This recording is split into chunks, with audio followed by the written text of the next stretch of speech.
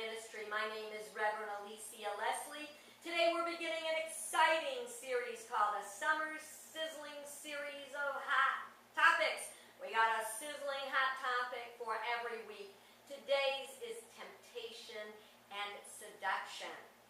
Temptation, as I see it, is a thought that promises gratification that it comes to us.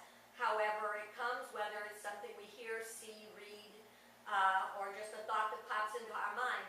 Seduction is a feeling that is connected to that thought that weakens our reserve or our moral fiber. It's something that inclines us in the direction of that temptation, which, as we know, giving into temptation usually leads to no good at all. But you know, temptation is everywhere. Turn on the TV, there it is. The radio, oh yeah. Computer, we're practically assaulted by temptation when we turn on our computer. And what about when we go to the grocery store or regular shopping or among a circle of friends? Temptation truly is everywhere present. So I think it would behoove us to learn how to overcome it. And I'd like to begin by sharing the scripture reading for today. It comes from the letter of James, chapter 1, verses 12 to 15. And it says, "Blessed is anyone who endures temptation. Such a one has stood the test and will receive the crown of life that the Lord has promised to those who love him." The crown of life means that we have succeeded in being in charge of our own life, that we are not subject to our lower or human consciousness. No one who, when tempted, should say, "I am being tempted by God," for God cannot be tempted by evil, and he himself tempts no one. So we can't blame it on God. It goes on. But one is tempted by one's own desire, being lured and enticed by it. Then, when that desire has conceived, it gives birth to sin, and that sin, when it is fully grown, gives birth to death. Do not be deceived, my beloved. I think that conceives and gives birth to sin, which when fully grown, becomes death. What that's really, to me, it's like saying regret. The result of giving in to our lower nature leads to regret, pain, suffering, poverty, all those types of things. Our goal is to break that connection between temptation and seduction, between thought and feeling that brings forth the negative manifestation. If thought and feeling can bring us down into seduction, negative experience in the lower nature, clearly it is thought plus feeling that can help us to overcome it. And I'd like to show that example today by a story. It's a parable, I would like to say. You're not going to find it in the Bible. You will find it in Greek literature. It is attributed to a poet whose name was Homer, and it was written in the 8th century BC. It is the story of Odysseus and Circe. Odysseus is the hero of the story. His men have been enchanted by Circe, who is the enchantress and the daughter of Helios.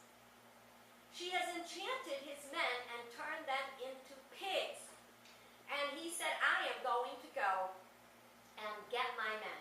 What he did is he went to Hermes, who was a very wise man. He was so wise, he was called the messenger of the gods.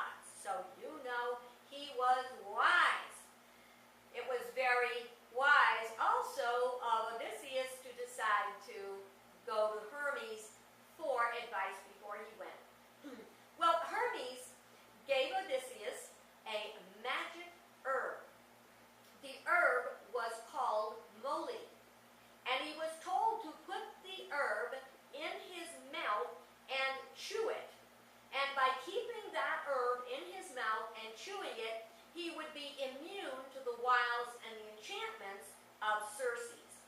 So the story goes on that he does in fact go to the land that Circe lived in, and he confronted her and made her turn all of his men from pigs back into men and went on his way. Now there's more to the story, but that's what we need for today.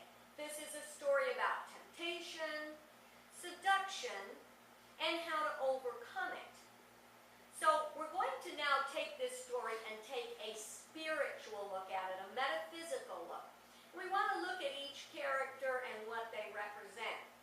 We start off with Odysseus. He is the hero of the story, and guess who that represents? Us, you and me. We are the hero of our own life story. Then we have Circe, who is the daughter of Helios. Helios means sun.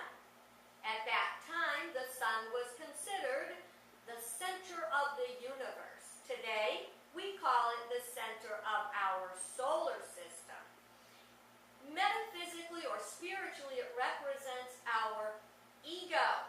And also because Helios is male, it represents our thinking faculty. Circe, coming from Helios, being his daughter, is a reflection of the ego, and it is our personality and it is our emotions, because Circe is a female. So the male represents thinking, female represents feeling. So what this is saying, when ego-centered or heliocentric thinking sends off feeling, gives birth to feeling, or father's feeling, which is Circe, then we have a negative result. The men, our thoughts are reduced to their animal nature, and then they are stuck there. I would like to point out that pigs are considered to be the smartest animal on the surface of the earth, next to men. Now, the difference is we have free will and we can do something about it. They are locked in to being an animal. When we give into temptation, we get locked in to our animal nature. Now, Hermes, representing the wise man, the magician as it is, he was wise because he was the messenger of the gods. So that means he received a higher message. Within each one of us is a spark of divinity in our wisdom center. It knows when we are about to give in to temptation. It knows the danger and it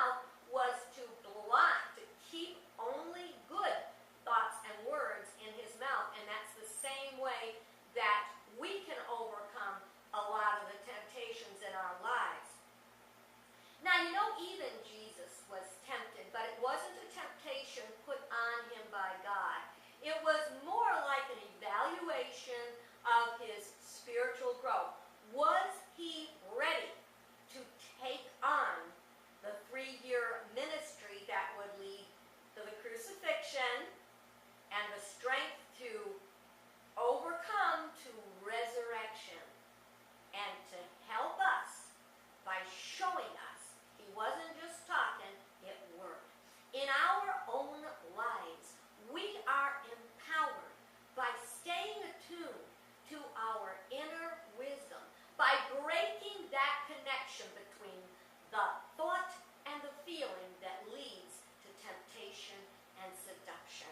Quick little example, if you see a yummy chocolate cake and you're like drooling over it, you really want that cake, and you know you really shouldn't eat the whole thing, but you're really tempted to, just say, that's not a cake.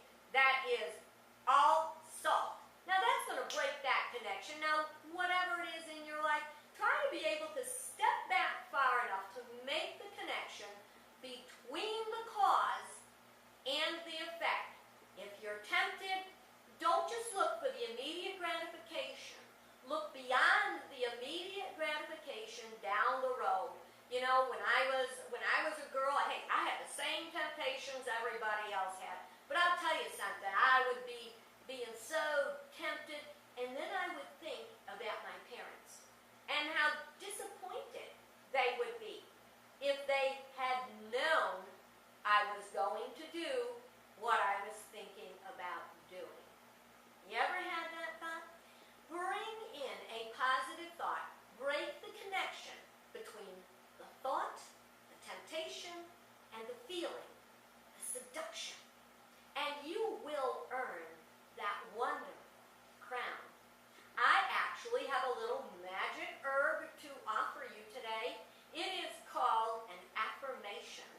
I'm going to say it aloud a couple of times and invite you to repeat it with me the third time or write it down. This will be your holy moly. The affirmation says, through the Spirit of God within, I have all the faith and strength to overcome any temptation. Through the Spirit of God within, I have all the faith and strength to overcome any temptation. Now say it with me. Through the Spirit of God within, I have all the faith and strength to overcome any temptation. And that is the truth of your being.